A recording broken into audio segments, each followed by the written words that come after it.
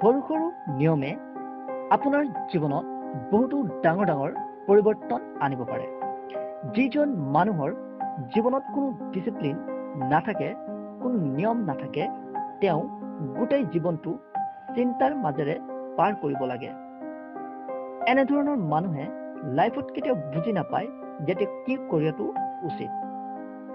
একমাত্ৰ নিয়মেই আপোনাৰ জীৱনটো সঠিক দিশ দিব পাৰে।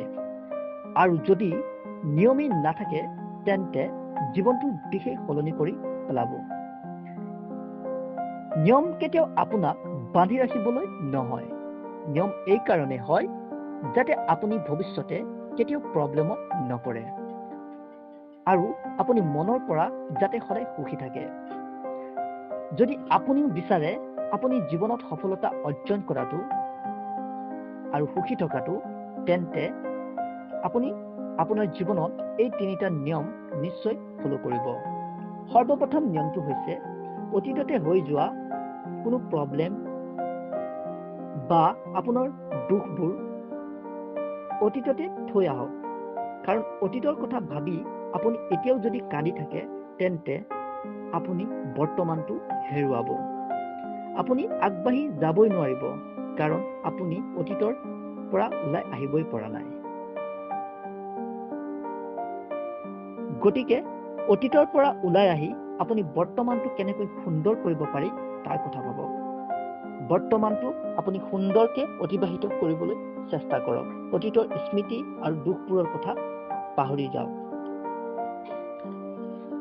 ২ নম্বৰ নিয়মটো হৈছে, সকলোতকৈ ডাঙৰ বেমাৰটো হৈছে যে আপোনাক মানুহে কি ক'ব।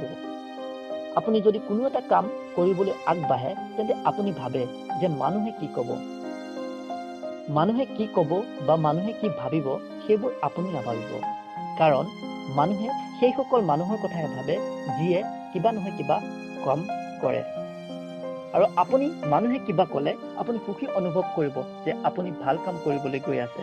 সদায় মানুহে ভাল কামকহে প্ৰশংসা কৰিব আৰু ভাল কামকহে সদায় নিন্দাও কৰে।